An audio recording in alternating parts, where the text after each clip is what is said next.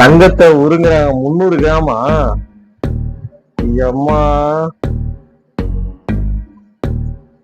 300 gram தங்கம்.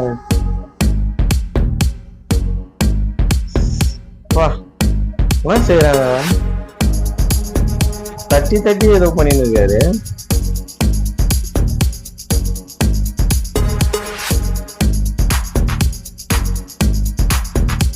கடாய் செய்யறாரு போல.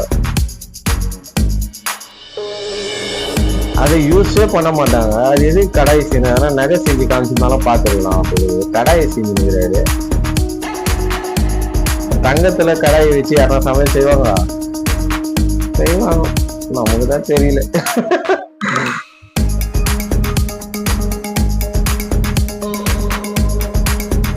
குடி கூட தங்கம். அதே 300 கிராம் பக்காவா செஞ்சுட்டாரு பாருங்க கடை.